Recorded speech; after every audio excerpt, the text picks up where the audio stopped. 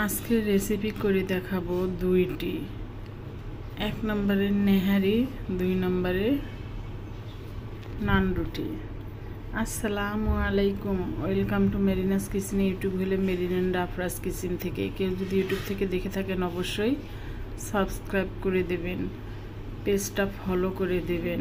আমার লিংক দেওয়া থাকে পেজেও এবং ইউটিউবেও, টিকটকেও, ইনস্টাগ্রামেও। আপনারা যেখান থেকে দেখবেন অবশ্যই আমার পেজটাকে ফলো করে দেবেন। তাহলে চলেন দেখে নেই নেহারি আর নান রুটি কীভাবে বানায়। এখানে আমার নেহারি আছে প্রায় 2 থেকে 2.5 কেজি। নেহারিগুলো আমি পরিষ্কার করে নিয়েছি। দিয়ে দিলাম 1 কাপ পেঁয়াজ, আদা রসুন পেস্ট, 10-12টি কাঁচামরিচ ঝাল ছাড়া, সামান্য পরিমাণ হলুদ, 1 চামচ শুকনো মরিচ, চিলি ফ্লেক্স, জিরের গুঁড়ো, ধনিয়ার গুঁড়ো। এখানে আছে সবুজ এলাচ, দারচিনি, কালো এলাচ, লং দিয়ে দিলাম। দিয়ে দেব 2-3টি তেজপাতা, স্বাদ মতো লবণ, আর দিয়ে দেব প্রায় 3 লিটারের মতো, 4 লিটারের মতো পানি। 4 লিটারের কম হবে পানি দিয়ে বসিয়ে দেব। আমি কিন্তু কোনো তেল ব্যবহার করব না। তেল কখন ব্যবহার করব সেটা আপনাদেরকে দেখিয়ে দেব।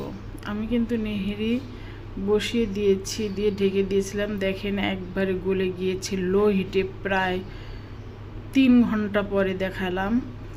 এখন আমি নেহারিটা বাগার দেব। আর এই বাগারে আছে প্রায় 1 কাপের মতো পেঁয়াজ, 2-3টি শুকনো মরিচ আর জিরে দিয়ে ভেজে আমি বাগার দিয়ে দিলাম। এটা আর 2-3 মিনিট জাল দিয়ে বন্ধ করে দেব। আমার কিন্তু নেহারি কমপ্লিট। তাহলে চলেন এখন আমরা রুটির কাছে চলে যাই। দেখেন আমার কিন্তু এখানে মাংসটা ছাড়াও হয়নি, সেদ্ধ হয়ে গিয়েছে কিন্তু ছাড়েনি, সাথেই আছে। আর দিয়ে দিলাম একটুখানি গরম মশলা। এখন নান রুটির প্রস্তুতি। চলেন কিভাবে নান রুটি বানাই দেখে নেই। এখানে আমি 1/2 লিটার গরুর দুধ নিয়েছি, জাল দেওয়া। নিয়ে নিলাম 200 গ্রামের মতো গুঁড়ো দুধ। দিয়ে দিলাম সামান্য পরিমাণ লবণ, 1/4 চামচের মতো ইস্ট, 2 চামচ ঘি নিয়েছি অটল ফুডের, 1 চামচ চিনি দিয়ে নাড়াচাড়া করে আমি এটা 30 মিনিট রেখে দেওয়ার পর আমি এর মধ্যে ময়দা দিয়ে দেব। আপনারা এখানে আটাও ব্যবহার করতে পারেন, কিন্তু আমি এখানে ময়দাই ব্যবহার করেছি। ময়দা দিয়ে নান রুটিটা বেস্ট হয়। আপনারা ময়দাটা ব্যবহার করবেন, কিন্তু আটাও ব্যবহার করা যেতে পারে। এখানে আমার আটাটা ছানা হয়ে গিয়েছে। এখানে আমি 2 চামচ ঘি দিয়ে ভালো করে প্রায় 10 মিনিট রেখেছিলাম। 10 মিনিট পর বের করে কিন্তু আমি আবারও আটাটা ভিতরে বাতাস বের করে আবারও এখানে রেখে দিয়েছিলাম প্রায় 1 ঘন্টা। এই দেখেন 1 ঘন্টা পর আটার অবস্থা। এখন এটা ভালো করে মুছে নিয়ে আমি কয়টি রুটি বানাবো সেটা ভাগ করে নেব, নিয়ে বেলে রুটি বানাবো। দেখেন আমি আটাটা কিন্তু হাতে করে ভালো করে এটা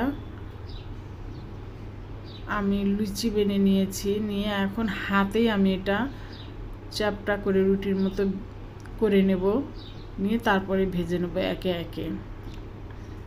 এটা বেলুনের দরকার পড়ে না, হাতেই করা যাবে।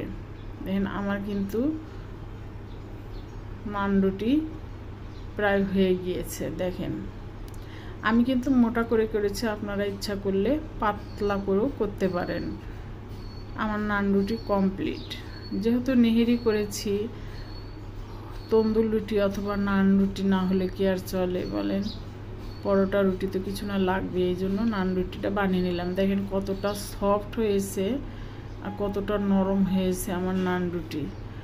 আমার রেসিপিগুলো যদি আপনাদের কারো ভালো লেগে থাকে অবশ্যই লাইক, কমেন্ট, শেয়ার করে সবাইকে দেখার সুযোগ করে দিবেন।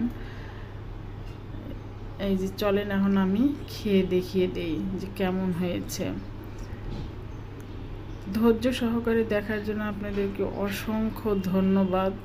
ভুল ত্রুটি হলে অবশ্যই ক্ষমা দৃষ্টিতে দেখবেন, সংশোধন করে দেবেন। আসসালামু আলাইকুম ওয়া রাহমাতুল্লাহি ওয়া বারাকাতুহু।